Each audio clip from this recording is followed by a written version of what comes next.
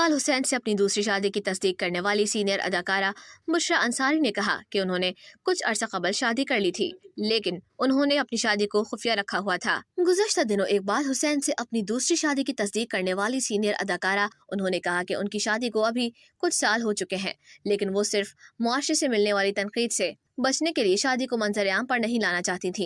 लेकिन अब उन्होंने महसूस किया कि शौहर को मद्दाहों से मिलवा देना चाहिए।